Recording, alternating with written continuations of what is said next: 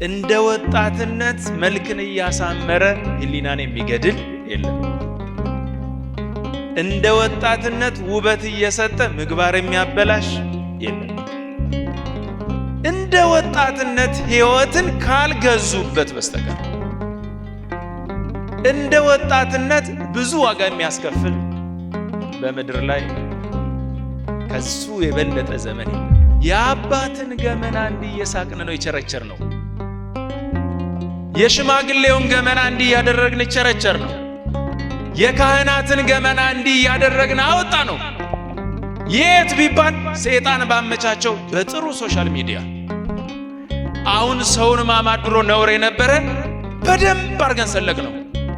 እየጻፍ ነው፣ በቪዲዮ እየለቀቅ ነው፣ ደስ እያለን የሰይጣንን ስራ በደንብ አርገን አቀላጠፍ ነው። ወንድሞቼና እህቶቼ እያንዳንዱ ሰው ቁጭ ብሎ ቤቱ በዓለም ላይ የወንድሙን፣ የአባቱን፣ የእናቱን ገመና ይቸረችራል።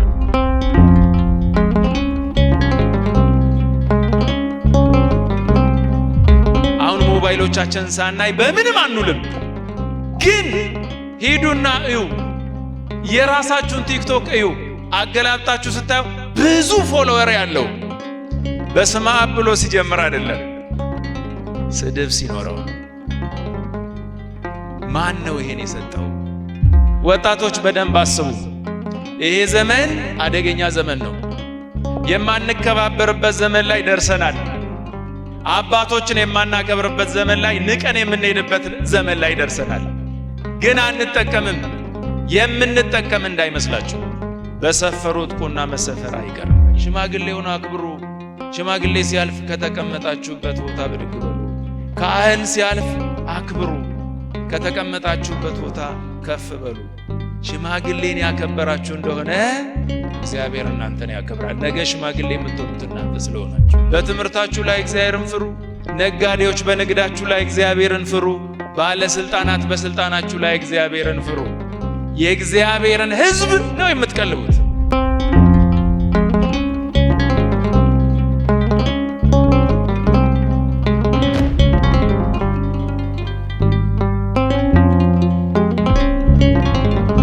በስመ አብ ወወልድ ወመንፈስ ቅዱስ አሐዱ አምላክ አሜን። በስመ አብ ወወልድ ወመንፈስ ቅዱስ አሐዱ አምላክ አሜን። መቃባ ከኒልማ ከናፉረ ቁልቁሉ ዋቀቶክ አሜን።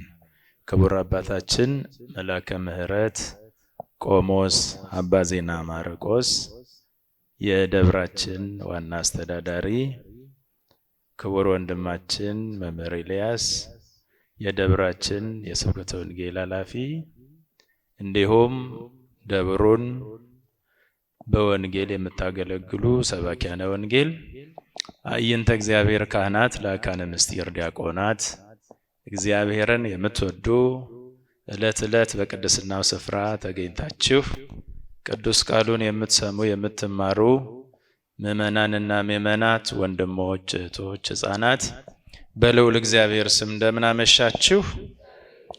አሜን። የኃያሉ የልዑል እግዚአብሔር ስም የተመሰገነ ይሆንልን።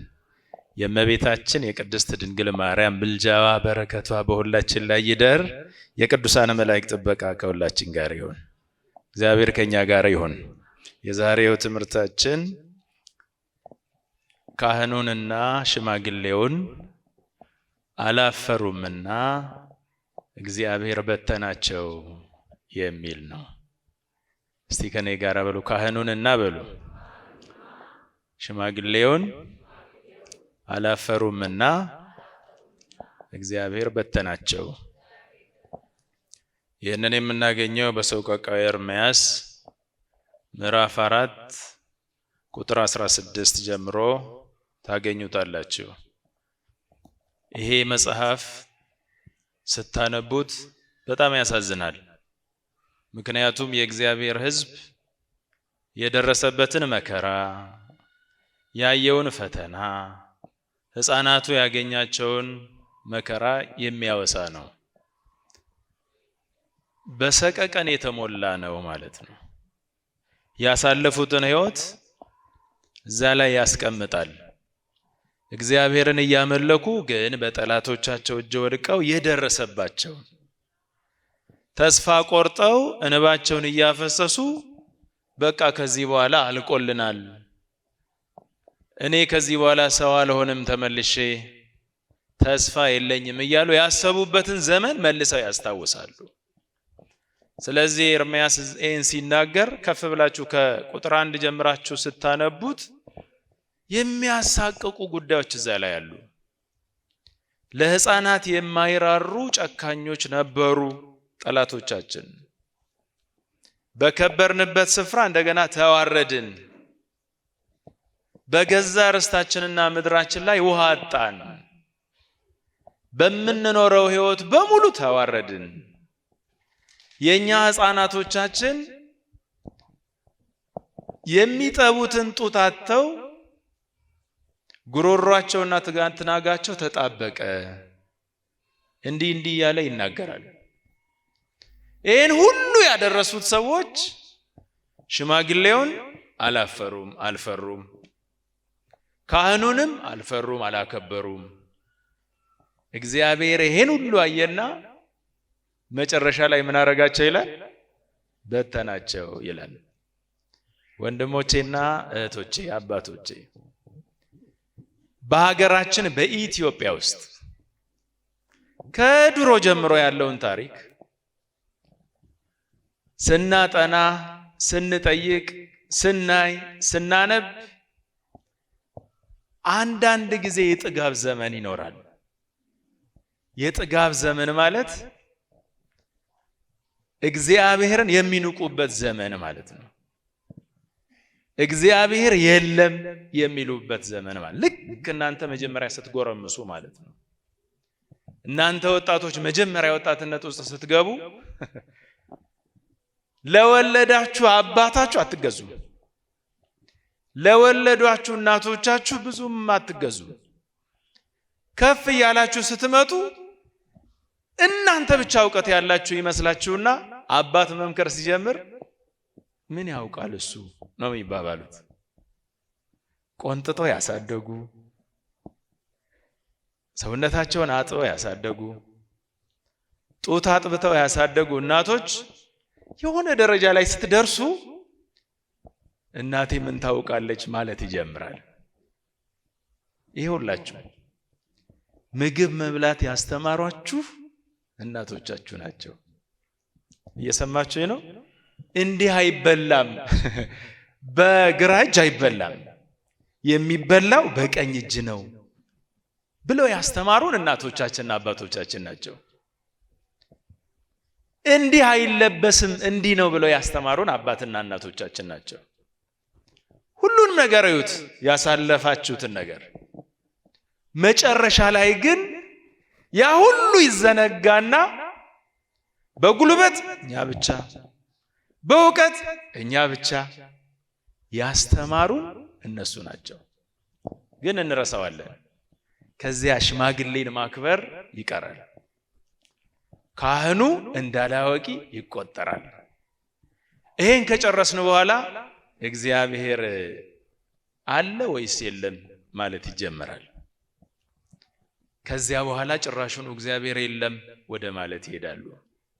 በእኛ ዘመን ወጣቶች እግዚአብሔር የለም ብለዋል። በአደባባይ ቆመው በቃ እግዚአብሔር የሚባል ነገር የለም ብለው ተናግረዋል። ይሄው አስቡት፣ ትንፋሻችሁን የሚቆጣጠረውን እግዚአብሔር አስቡት። በሰላም ጠብቆ አውሎ በሰላም የሚያሳድር እግዚአብሔር። ይህንን እግዚአብሔርን ወጣቶቹ ራሳቸው የለም ብለው አሰቡ። አንድ ወቅት ላይ የለም ብለው ሲያስቡ እግዚአብሔር ተቆጣ። ሆ ብሎ የሚሄደውን ወጣት አንድ በአንድ በጥይት መመታት ጀመረ። ሲመታ እዚሁ አዲስ አበባ እዚሁ 5 ኪሎና 4 ኪሎ አንድ ወጣት በጥይት ተመቶ ሲወድቅ ጠዋት እንዳይነሳ ትዕዛዝ ይወጣል፣ አስከሬኑ እንዲውል። ሁሉም ሰው በሜዳ ላይ እንዲያየው እስከ ማታ ይቆይና እሱ አይደለም በጣም አስደንጋጩ ነገር እናትና አባት አስከሬኑን ለመውሰድ ሲሄዱ አንድ ጥይት አባክነዋል ስለዚህ 30 ብር ክፈሉ ይባሉ ነበር ወንድሞቼ እዚህ ስፍራ ያላችሁ አብዛኞቻችሁ ወጣቶች ናችሁ እንደ ወጣትነት መልክን ያሳመረ ህሊናን የሚገድል የለም እንደ ወጣትነት ውበት እየሰጠ ምግባር የሚያበላሽ የለም እንደ ወጣትነት ህይወትን ካልገዙበት በስተቀር እንደ ወጣትነት ብዙ ዋጋ የሚያስከፍል በመድር ላይ ከሱ የበለጠ ዘመን የለም ሁሉም ሰው ዋጋ የሚከፍለው በወጣትነት በሰራው ጉዳይ ነው በወጣትነታችሁ ሰርታችሁ ያሳለፋችሁትን እስክትሞቱ ድረስ ወንጀልም ቢሆን ሽልማትም ቢሆን በጎነትም ቢሆን ክፋትም ቢሆን ይከተላል ስለዚህ የቤተ ክርስቲያን ወጣቶች በጣም የታደሉ ናቸው እጅግ በጣም የታደሉ ናቸው ለምን ያላችሁ እንደሆነ እያንዳንዱን ወጣት በተአምራት ላይ በገድላት ላይ በስንክሳር ላይ በመጽሐፍ ቅዱስ ውስጥ ስታነቡ እግዚአብሔርን የተከተሉ ወጣቶች መጨረሻ ላይ ሰማዕቱ እገሌ እየተባለ ይጠራል ገዳዮቹ ግን በክብር ሳይሆን በክፉ ይጻፋሉ በዛሬው ቀን ሰማዕቱ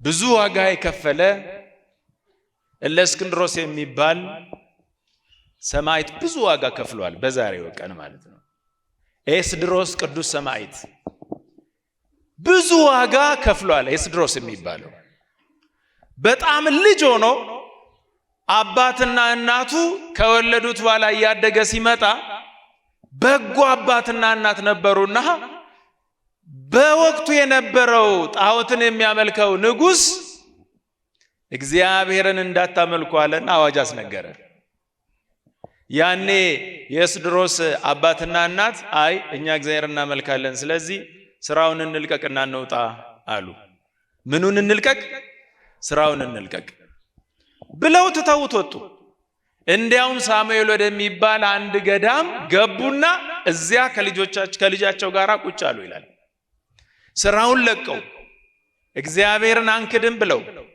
ወደ ገዳም የተሰበሰቡትን ሰዎች እንደገና ገዳም ውስጥ ለማሳደድ ሄደ ይሄ ሰው ይሄ ንጉስ አንዳንዴ እንደዚያ ይሆናል ስራ ከመልቀቅ መቼስ መስሎ ማደር እንፈልጋለን ከወጣው ምን እበላለሁ ብለን ስለምናስብ ከወጣው እንዴት ሆናለሁ ብለን ስለምናስብ ስለምንጨነቅ በስራችን ላይ የመጣውን ነገር ማተብን በጥስ ሲባል እየበጠሰ ቁጭ ይላል ከዚያ በኋላ ብዙ ዋጋ ይከፍላል ያኔ የነበሩት ወጣቶች እንደዛ አልነበሩም ለምን ያላችሁ እንደሆነ በምድር ላይ የመኖር ጣዕሙ ብዙ ስላልነበራቸው በቃ ከእግዚአብሔር ተለይተን አንድም ቀን እንኖራለን ብለው አያስቡም ለምን ስለሞት ጠንቅቀው ስላወቁ ወንድሞቼ እናቶቼ በጣም ምድርን በጣም የምንወዳት ለምን እንደሆነ ታውቃላችሁ ስለሞት ጠንቅቀን ስለማናውቅ ለምሳሌ በደንብ አዳምጡ ሁላችሁም ነገ ትሞታላችሁ ቢባል የሚያምን ሰው አለ ግን ደግሞ አለመሞቱን ዋስትና የፈረመ ሰው አለ ንገሩኝ አለ በቃ ይሆናል አሁን ዝም ብላችሁ አዳምጡ አስቡ ነገ ጠዋት ከዚህ ሁሉ ሰው ውስጥ አንዱ ሰው ይጠራል ግን ማን እንደሆነ አናውቅ ግን ለነገ ጠዋት ዋስትና የለንም እሱን ተውት ጉባኤው ካለቀ በኋላ ወደ ቤታችሁ የመግባት ዋስትና ከፍ አድርገው የለንም ስለዚህ ምድር ላይ የምንኖረው ህይወት ያን ያህል አስተማማኝ አይደለም ይሄን ያወቁ ሰማዕታት እግዚአብሔርን አንክድም ብንኖርም ብንሞትም የእግዚአብሔር ነን ብለው ስለሚያስቡ ስለሞት በደንብ ስለገባቸው ስለመኖር አይታገሉም ለዚህ ነው ልብሳቸውን ሲቀሙ ሰጥተው ራቁታቸውን የሚሄዱት፣ መሬታቸውን ካንዱ ሲቀሙ ወደ ሌላ የሚሄዱት፣ ገንዘባቸውን ሲቀሙ ባዶ እጃቸውን የሚሄዱት።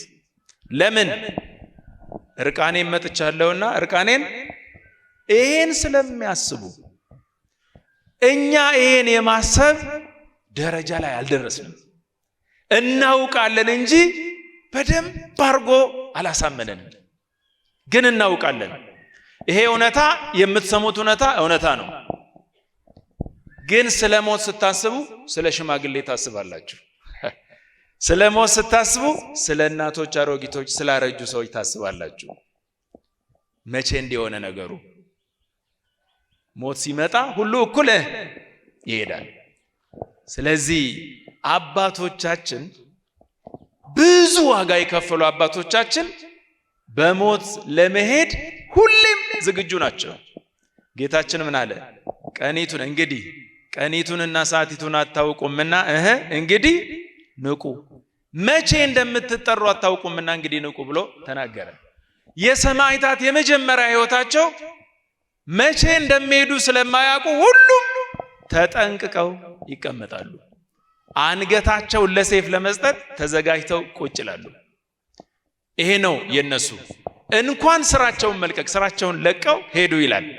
የኤስድሮስ አባትና እናት ስራቸውን ለቀው ገዳም ከገቡ በኋላ እዚያ ሄደው ይዘው ገደሏቸው። እነሱን ከገደሉ በኋላ ገና ሕፃን ነው፣ ወጣት ነው፣ ይዘው አመጡትና በሉ ግረፉት አለ። እየተገረፈ ደስ ይለው ነበረ። ንጉሱ ጋር ቀረበና አሁን ሐሳብህን ለውጠሃል ወይ ሲባል አይ እኔ እግዚአብሔርን ተናገር እንጂ አልክድም። እግዚአብሔርን በሉ አልክድም። በቃ እግዚአብሔርን አልክድም ሲባል ሕፃኑ እንደዛ ሲል በሉ ያለውን መከራ በሙሉ አድርሱበት አለ። የመጀመሪያውን ግድያ ሲገድሉት ጌታችን መድኃኒታችን ኢየሱስ ክርስቶስ አነሳው ይላል መጽሐፉ ራሱ። ስታነቡት የዛሬውን የስንክሳሩን ሐምሌ 19 ስታነቡት ሲገሉት ኢየሱስ ክርስቶስ አዳነው ነው የሚለው። ማን አዳነው? ኢየሱስ ክርስቶስ አዳነው ይላል። ከሰው ጋር እልህ ገብቶ አይደለም ጌታችን መድኃኒታችን ኢየሱስ ክርስቶስ። ከነበሩ ሰዎች ጋር እልህ ገብቶ አይደለም። እፍ ብል ቢያጠፋቸው ይችላል፣ ግን እንደሱ አይደለም።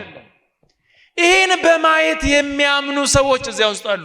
መከራውን በሚያደርሱ ሰዎች ውስጥ አስባችኋል? ጌታችን በመስቀል ላይ ያለ መጥቶ ሲወጋው፣ ውጋ ተብሎ ጎኑን ሲወጋው የወጋው ሰው ማን ነው ስሙ? ከፍ አድርጉት። ለእንግዲህ ሲወጋው ምንድነው የወጣው? ውሃና ደም። ይሄ ሲወጣ ግራ ገባው። እንዴት አይነት ሰዎች ናቸው? ይሄ ሲወጋ ለኛ የሚለምን ምን አይነት ነው አለ። የሚያደርጉትን አያውቁምና ይቅር በላቸው ሲል እየሰሙ ይገረሙ ነበረ። እንዴት ሰው እየተወጋ የሚያደርጉትን አያውቁምና ይቅር በላቸው እንዴት ይባላል?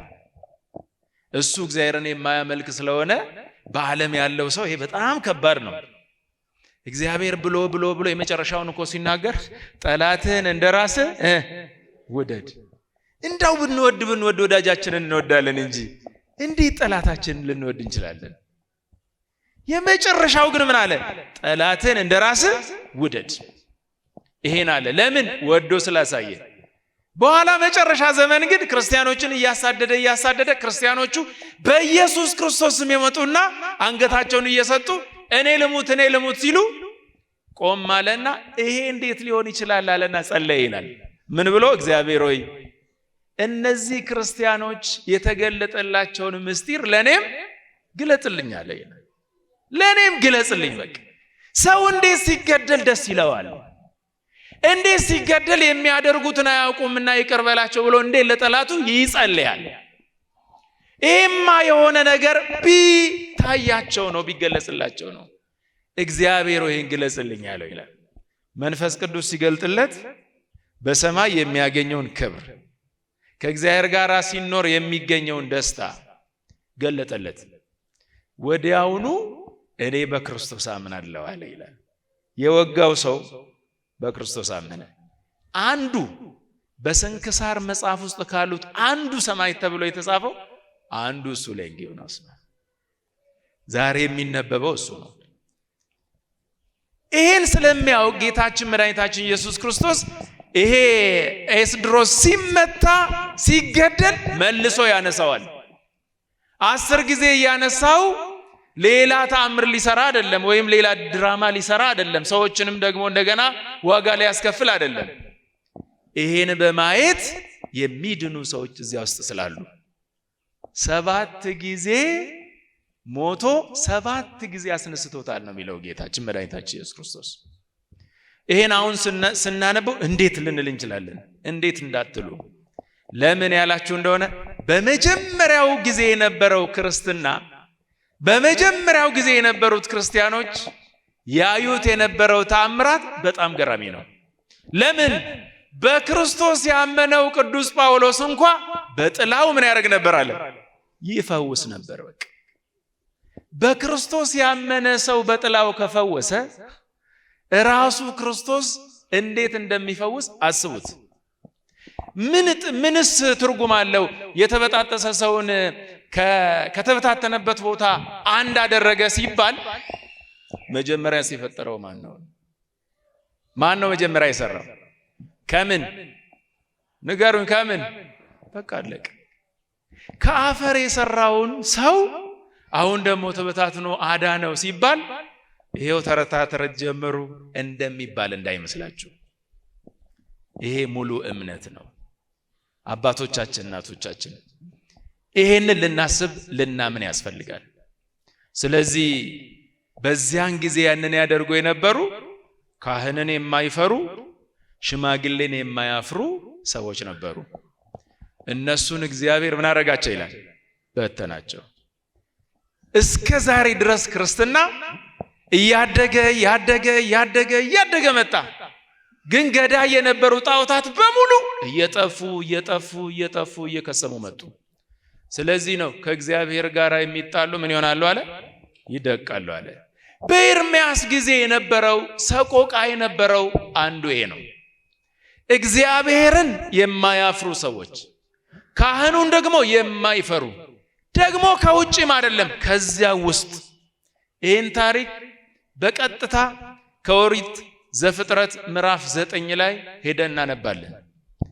ኦሪት ዘፍጥረት ምዕራፍ 9 ላይ እንዴት አድርጎ ሽማግሌዎችን ልጆቻቸው ራሳቸው ሲንቁ እንደነበረ ኖህ፣ ስለ ኖህ ታሪክ ስናነብ ለእግዚአብሔር የታዘዘ በምድር ላይ ከጥፋት ውሃ በኋላ የሱ ቤተሰብ ብቻ ነው የቀረው በምድር ላይ። ምን ያህል እግዚአብሔር እንደወደደው እዩ። እንደገና ምድርን በዘር እንደባረከ እዩ። አንድ ሰው ብቻ በዓለም ላይ የቀረ እሱ ብቻ ነበረ ከነ ቤተሰቡ። በሱ በኩል ነው አሁን እኛ ይበዛ ነው። ይሄን ሰው 3 ልጆችን ወልዶ በቤቱ ውስጥ ቁጭ ብሎ የወይን ጠጅ ጠጣ። ከዚያ በኋላ ሰከረ፣ ተኛ። 3ቱ ልጆቹ እንግዲህ የማን ልጆች እንደሆኑ እዩ። በረከት ካለበት ቤት ውስጥ መቅሰፍት ሲወጣ፣ ከተወደደ ቤተሰብ ውስጥ የተረገመው ሲወጣ፣ ካመኑት ቤተሰብ ውስጥ ከሃዲ ሲወጣ፣ እሱ ሲተኛ አንዱ ልጅ መጣና ሲገባ አባትየው እርቃኑን ነው። አየውና ሳቀ ይላል። አየውና ምን አለ? ሳቀ።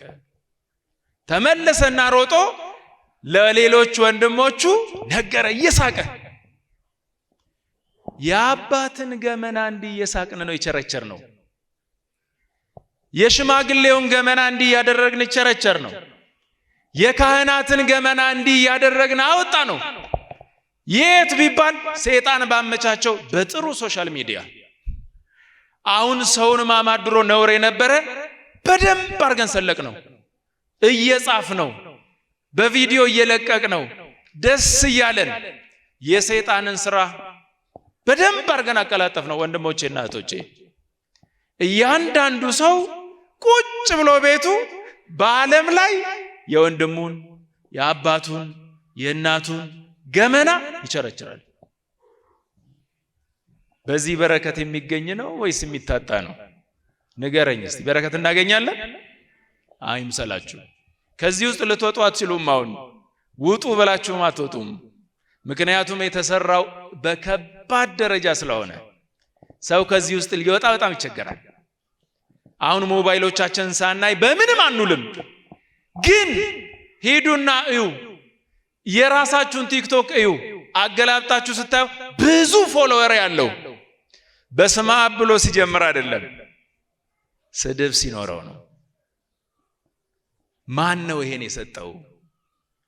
ማን ነው እንደዚህ አይነቱን የተበላሸ ነገር ያመጣው? ማን ነው እንደዚህ አይነቱን አደገኛ የሆነ ነገር በአእምሯችን፣ በአይናችን፣ በጆሮአችን እንዲገባ ያደረገው? ዲያብሎስ እኮ ነው።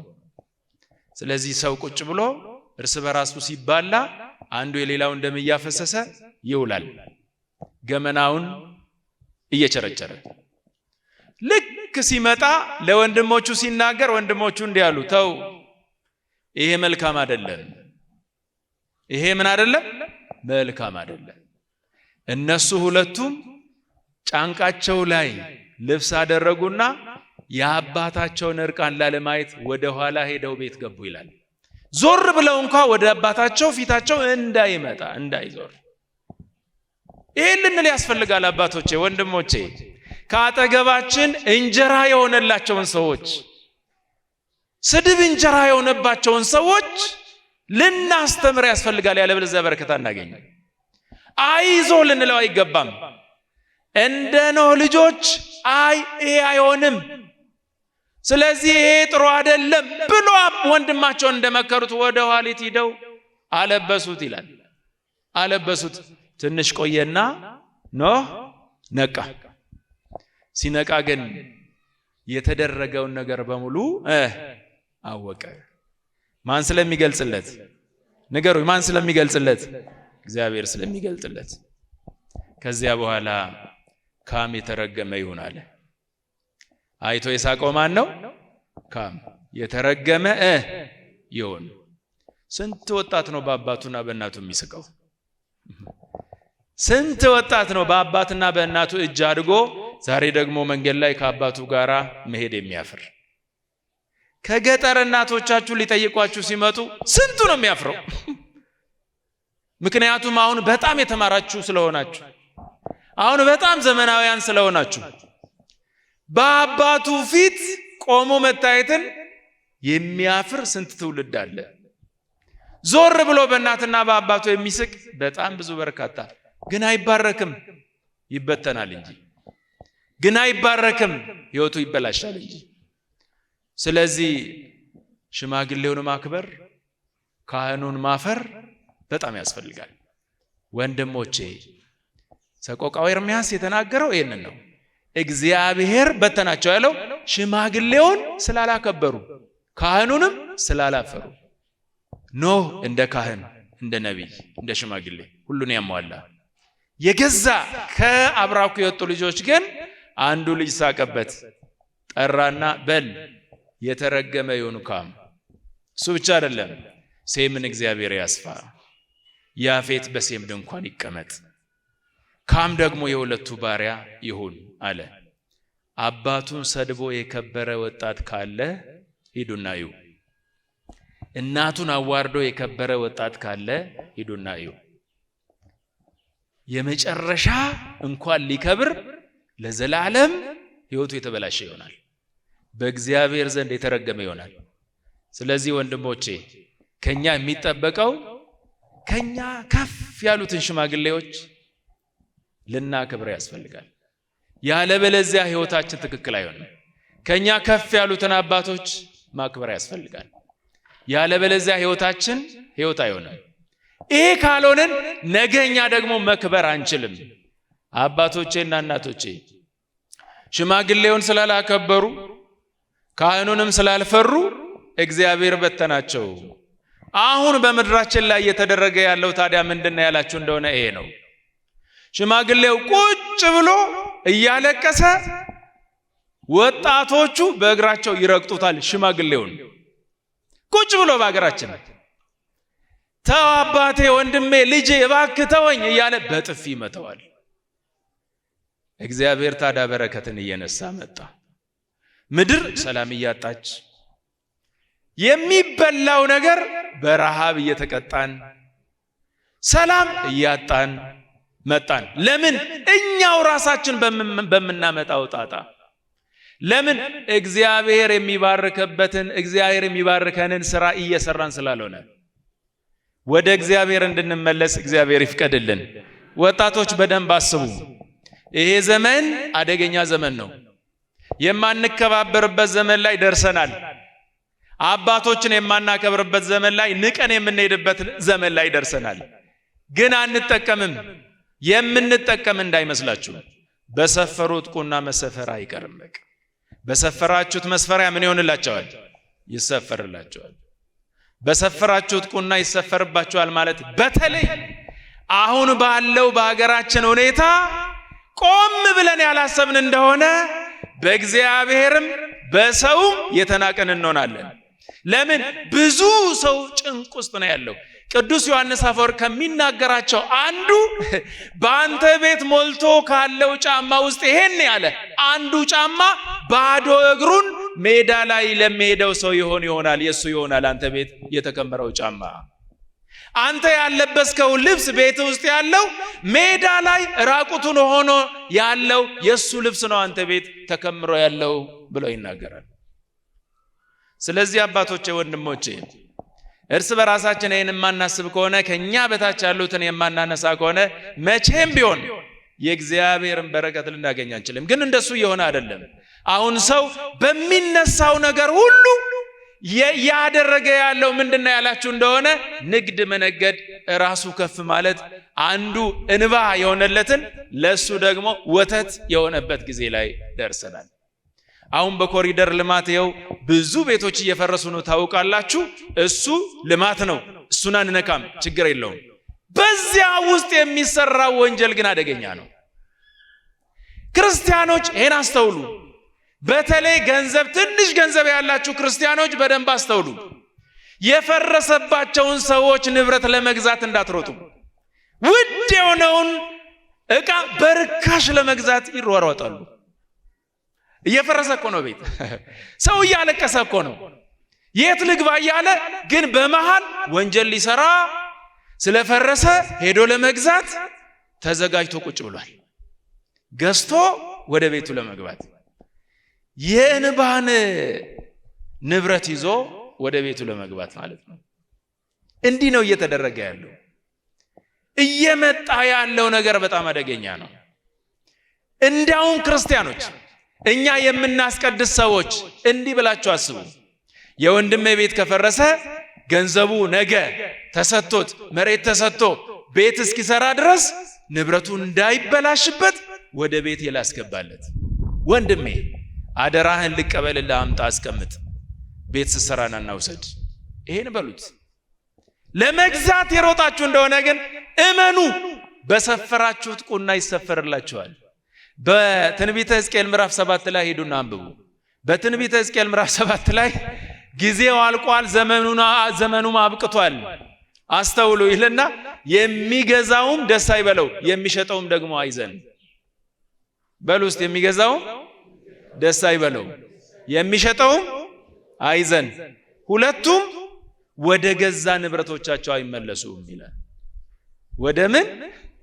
ወደ ገዛ ንብረቶቻቸው እንጂ አሁን ይቀማና ገዝቶ ከመጣ በኋላ አንዲት ሴት ሁሌ እናገራለሁ፣ አንዲት ሴት ልጇ ቢታመምባት ወይ አንድ ቤተሰብ አንድ ልጅ ቢታመምበት ማሳከሚያ አጥቶ ሲቸገር ቤቴን ግዙ ይላል። ገንዘብ ያለው ደግሞ ይሮጥና ቶሎ የ10 ሚሊዮኑን በ2 ሚሊዮን ገዝቶ ይሄዳል። ከዚያ በኋላ ይመለስና ደስ ያለው ካርታውን በእጁ ይዘና የት አባቱ አገኘሁት ዛሬ ይላል። እየሰማችሁኝ ነው? ይሄው በቅርብ ጊዜ አንድ ወር የማይሞላ ዛሬም ራሱ ቀን ላይ እንደዛ አይነት ሴንስ የሚያደርግ ነበረ የመሬት መንቀጥቀጥ። በዚሁ ባጠገባችሁ ኮዬ ፈጬና ቱሉ ዲምቱ መሬት ሲንቀጠቀጥ G+4 G+3 ሰርተው ተዘልለው ይኖሩበት የነበሩ ሰዎች 3 ሰዓት ላይ ምሽት ሲንቀጠቀጥ ወጡ። እየሮጡ ነፍሳቸውን ይዘው ልጆቻቸውን ይዘው ሜዳ ላይ ሰፈሩ። 6 ሰዓት ሲሆን ፖሊስ መጥቶ ወደ ቤታችሁ ግቡ አላቸው። አንገባም አሉ። ወዴት? አንገባም አሉ። ይሄ ቤት እኮ በአንድ ወቅት ላይ የተኮፈሱበት ቤት ነው።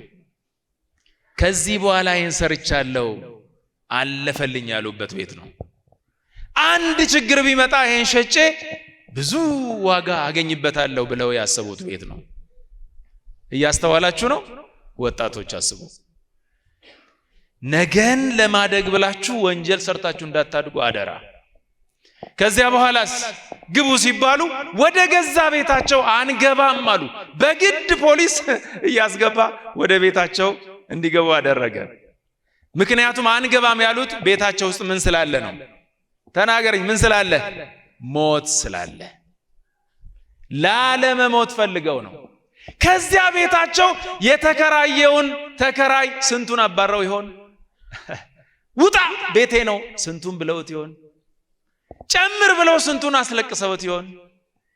ልጅ ካለ አናከራይም ብለው ስንቱን መልሰው ይሆን? እየሰማችሁኝ ነው? ያ ቤት ግን የነሱ አይደለም። የማን ቤት ነው? በቃ እግዚአብሔር ካልፈቀደ ቤት የላችሁ። እግዚአብሔር ካልፈቀደ የምንጠቀምበት ነገር ምንም የለም። ለዚህ ነው እንግዲህ ሽማግሌን የምንረግጠው። ለዚህ ነው እንግዲህ ካህኑን የማናፍረው።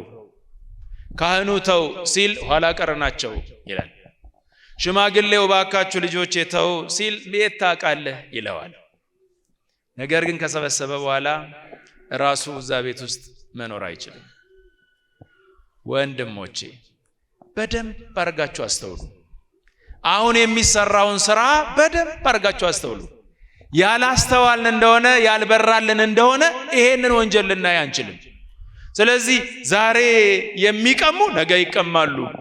ዛሬ ያንን ያደረጉ እነሱ ደግሞ በዛ ዋጋ ከሱም በታች ደግሞ ይሸጣሉ። ዛሬ አጭበርብረው ይገዛሉ፣ ነገ ተጭበርብረው ይሸጣሉ። ሐረም ቢታ በርንጉርጉርታ ሐረ ነጄፍታ በርሞ እንዱታ ሐረ ተኮርካ ቡታ በርሞ ከዝጫሉ ዱፌ ሰርካ ቡተታ ሐራው ቀብደው ቀበሰው አንተ ተዳፈቻል ሐራዋን ቀብዱፍ ከበላና መትጩፍቴ ርካ ፍረታ በርሞ እኒውም ቀብዱፌ ከበላ ስትጩፌ ሰርካ ፍረታ ከናፍ የሮን ካንኬሚቲ ካንኬሚቲ ጅሬኝ ካንኬሚቲ ይቻል ጅሬኝ ካዋቀዮቲ ካዋቀዮቲ ሁንዱ ካዋቀዮቲ ይቻል። ሁሉ ነገር የእግዚአብሔር ነው ማለት ነው። የጊዜ ጉዳይ ካልሆነ በስተቀር እዚሁ ሰቆቃ ኤርምያስ ላይ ምዕራፍ 3 ላይ ሄዱና አንብቡ። እንዲህ ነው የሚለው፣ በዚያን ጊዜ ድሮ መዓዛቸው ከሩቅ ይስብ የነበረ ሰውነታቸው እንደ ዕንቁ ያበራ የነበረ የለበሱት ልብስ ነጭ የለበሰ አሁን ግን አመድ ነሰነሱ ይላል፣ ጠቆሩ ይላል። መዓዛቸው ከሩቅ ይስብ የነበረ ዛሬ ግን ሸተቱ ይላል። እንደ ዕንቁ እንደ ቀይ ዕንቁ ያበሩ የነበረ አሁን ግን ጠቆሩ፣ ጨለሙ ይላል። ወንድሞቼና አባቶቼ የጊዜ ጉዳይ ካልሆነ በስተቀር በጎ ካልሰራን ክፉ ስራችን መልሶ እኛን ያገኘናል። ምንም ጥያቄ የለውም። ስለዚህ በሃይማኖት ስንኖር ራሳችን እንድንመረምር ያስፈልጋል። እግዚአብሔር በሃይማኖታችን ላይ ራሳችን እንድንመረምር እግዚአብሔር ፈቃዱ ይሁንልን። ራሱን የማይመረምር ወጣት እዚህ ውስጥ ካለ የሰይጣን ማደሪያ ይሆናል። ራሳቸውን ስለመረመሩ እነ ቅዱስ ጊዮርጊስ ገና በወጣትነት ወደ እግዚአብሔር መጡ። ራሳቸውን ስለመረመሩ የነ መቃቢስ ልጆች ወደ እግዚአብሔር መጡ። እነዚህ ሁሉ ካህንን ያከበሩ ሽማግሌን የፈሩ ናቸው። እግዚአብሔር አከበራቸው። አሁንስ ቢባል የእኛን ዘመን እዩት፣ እንዴት አድርገን እየዋልን እንደሆነ እዩ። ሰው እርስ በርሱ ሰላም አይባባልም። አንድ ቤት ላይ የቆመ አንድ ቤት ላይ የኖረ አንድ አፓርትመንት ላይ የኖረ ሰላም አደርኮይ አይባባልም። ዝም ብሎ እንደ እንስሳ ተያይቶ ያልፋል። ወንድሞቼ በሰላምታ ውስጥ ማን ይከብራል? ማን ይከብራል? ይሄ ቀርቷል። ይሄ አሁን የለም። ድሮ አባቶቻችን ቆመው የሚመጣውን ሰው ቆመው አክብረው እንደምን አደሩ፣ እንደምን ዋሉ፣ እንደምን አመሹ እያሉ የእግዚአብሔር ስም እንዲከብር ያደርጋሉ። አሁን ተገፋፍተን አልፋለን። እግዚአብሔር በእኛ ውስጥ እንዴት ይከብራል? ወንድሞቼ አሁን እርስ በራሳችን ፍቅር እየጠፋ ነው። እግዚአብሔር እንዴት ሆኖ ይከብራል በመካከላችን? ስለዚህ ሽማግሌውን አክብሩ። ሽማግሌ ሲያልፍ ከተቀመጣችሁበት ቦታ ብድግ በሉ። ካህን ሲያልፍ አክብሩ፣ ከተቀመጣችሁበት ቦታ ከፍ በሉ።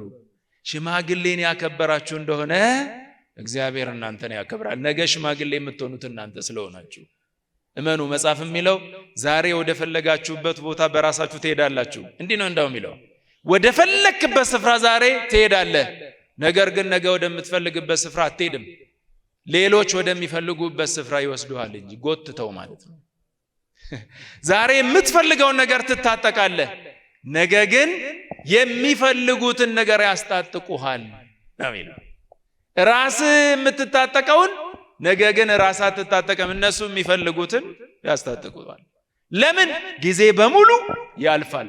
ትላንትና ፈርጣማ የነበረ ሰውነት ጨርቅ መሆን ይጀምራል። ለዚህ ነው ታዲያ እዚሁ አዳማ ውስጥ አላያችሁ? በጣም ወፋፍራም ልጆች ስፖርት የሰሩ ሲመቱ በአንድ ካልቾ ሲገለብጡ የነበሩ ዛሬ ደግሞ ስጠሯቸው ብለው የሚናገሩ ይሄ እንዲሆነ እንዴ ትላላችሁ?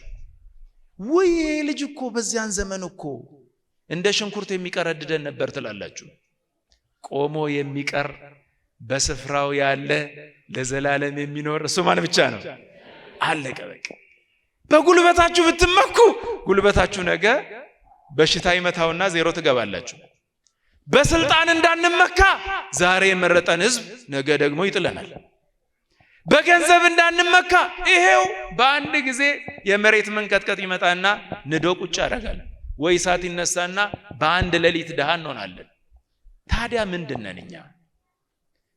ስለ ጤናችን ዋስትና የለንም። ስለ አኗኗራችን ዋስትና የለንም። ስለ ሰበሰብነው ገንዘብ ዋስትና የለንም። ስለ ምንም ነገር ዋስትና የለንም። ዋስትናችን እሱ ብቻ ነው። እሱ ማን ነው? በቃ አለቀ። እሱ ደግሞ አንተ ድሃ ነህ ብሎ አይንቅም። አንተ ባለጸጋ ነህ ብሎ አያከብርም። አንተ ባለስልጣን ነህ ብሎ አያከብርም። አንተ ተራ ሕዝብ ነህ ብሎ አይንቅም።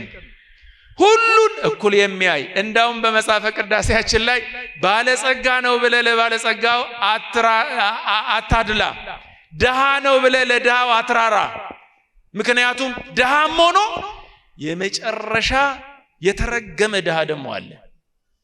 ተንኮለኛ የሆነ ድህነት በድህነት ላይ ባለጸጋ ሆኖ ደግሞ የመጨረሻ የተራቡትን የሚመግብ ደግሞ ባለጸጋ አለ። ባለጸጋ መሆን ደስ የሚያሰኝ ነው። ለምን ያላችሁ እንደሆነ የተራበ እየመገባችሁ፣ የተጠማ እያጠጣችሁ፣ የታረዘ እያለበሳችሁ በክብር ላይ ክብርን ታገኛላችሁ። ስለዚህ በድህነት ደግሞ የሚኖሩ ሰዎች እግዚአብሔርን ሳያማርሩ ምንም ሳያገኙ፣ ድህነት ጸጋም አይደለም፣ ግን ድሃ ነኝ ስለዚህ እግዚአብሔር ዝም ብሎ ይቅር ይለኛል ማለት አንችልም። መጽሐፈ ቅዳሴያችን የሚለው ለሁሉ እኩል ፍረድለት ነው የሚለው። ለሁለቱም እኩል ፍረድለት። እግዚአብሔር ለሁሉ እኩል የሚፈርድ ስለሆነ፣ ስለዚህ አባቶቼና እናቶቼ ካህኑንና ሽማግሌውን ስላልፈሩ ምን ሆነ? እግዚአብሔር ምን አረጋቸው? በተናቸው። አሁንም እንዳንበተን እግዚአብሔር ይጠብቀን። በጣም በርካቶች ተበትነዋል። ካህኑን በቤተ መቅደስ ገለው፣ ደሙን አፍስሰው፣ ጺሙን እየያዙ በእንጨት ላይ ሰቅለው፣ ያኔ ለነሱ ክብር ሆነ። ለገዳዮቹ ግን ዛሬ የሉም። ገዳዮቹ ይበተናሉ፣ ሁሌም ቢሆን ማለት ነው። እኛ ታሪክን የምናጠናው ታሪክን ያደረግን ለመማር ሳይሆን በጎን እየወሰድን ክፉን ምን ለማድረግ ለመጸየፍ ነው። ወንድሞቼ፣ በተለይ ሕፃናት፣ ወጣቶች የምትሰሙትን ነገር በሙሉ እግዚአብሔርን ያስከፋል ወይስ እግዚአብሔር ይደሰትበታል ብላችሁ አስቡ። ያኔ ነው ሕይወት የሚሆነን። ለዚህ ደግሞ በምትገቡበት ስፍራ በሙሉ የእግዚአብሔርን ስም ጥሩ። የማንን ስም? ነጋዴ ከሆንክ ከመነገድ በፊት መጀመሪያ ሄደ ሱቅን ስትከፍት እግዚአብሔር ሆይ ባርከው፣ እግዚአብሔር ሆይ ቀድሰው፣ እግዚአብሔር ሆይ ገበያዬን ባርክልኝ በሉት፣ ይባርካል። ተማሪ ስትሆን ገና ክላስ ስትገባ እግዚአብሔር ሆይ አእምሮዬን ክፈት ግለጽ በሉት። የማይጸልይ እግዚአብሔርን የማይጠራ ሰው እንዴት አድርጎ በረከትን ያገኛል? በዚህ ስፍራ አልተባለ፣ በዚህ ስፍራ አልተባለ፣ ግን ባለንበት ቦታ እግዚአብሔርን መጥራት፣ ከዚያስ ከኛ በላይ የሆኑ ሰዎች የሚመጡትን ማክበር። በዚያ በረከት እናገኛለን። አባቶቼ እናቶቼ፣ ሕፃኑ ልጅ እንዴት ሽማግሌን ይሳደባል? ሕፃኑ ልጅ እንዴት እናቱን ያዋርዳል? ለዚህ ነው በረከት እያጣን ያለነው። እዚች ሀገር ውስጥ እኛ ሀገር ውስጥ እየተሰደበ ያለው ሽማግሌ አዝኖ ወደ መቃብር ይሄዳል። ታዲያ እየመረቀን ሳይሆን እየረገመን። ያ እንዳይሆን ልንጠነቀቅ ያስፈልጋል። ስለዚህ የጥበብ ሁሉ መጀመሪያ ማን መፍራት ነው? እግዚአብሔርን ፍሩት። ሰው እግዚአብሔርን መጀመሪያ ከፈራ ሁሉ ነገር የተስተካከለ ይሆናል። ታዲያ በትምህርታችሁ ላይ እግዚአብሔርን ፍሩ። ነጋዴዎች በንግዳችሁ ላይ እግዚአብሔርን ፍሩ። ባለስልጣናት በስልጣናችሁ ላይ እግዚአብሔርን ፍሩ። የእግዚአብሔርን ሕዝብ ነው የምትቀልቡት። ይሄን እምላችሁ የእግዚአብሔርን ሕዝብ እምላችሁ ከተማ ውስጥ ያሉትን ሌሎችን የሃይማኖት አባላትን ጨምሮ የፈጠራቸው ማን ነው? ንገረኝ። የማን ነው የፈጠራቸው? ዳቦ ስትሸጡ ለእግዚአብሔር ሕዝብ ነው የምትሸጡት። እንጀራ ስትሸጡ ለእግዚአብሔር ሕዝብ ነው የምትሸጡት። ሱቅ ስንከፍት ለእግዚአብሔር ሕዝብ ነው የምንሸጠው። ይህንን የእግዚአብሔርን ሕዝብ ጀሶ ጨምረው እንዳያበሉ ለወንድሞቻችሁ ንገሩ። ይህንን የእግዚአብሔር ሕዝብ ገንዘብ እየወሰዱ ባለስልጣናቱ የሚፈርዱት ሰዎች ፍርዳቸውን እንዳያጣምሙ ይሄን ምከሩ። ምክንያቱም ወንድሞቻችሁ ልጆቻችሁ ስለሚሆኑ በሁሉም ስፍራ ያሉት ሰዎች ባሉበት ስፍራ ሆነው ማንን ይፍሩ? እግዚአብሔርን የፈሩ ሰዎች አንዳች ነገር አያጡም ተብሎ በመጽሐፍ ተጽፏል። እግዚአብሔርን የሚፈሩ ሰዎች ግፍን ይጠላሉ። ግፍን የማይነኩ ሰዎች በእግዚአብሔር ደግሞ የተባረኩ ይሆናሉ።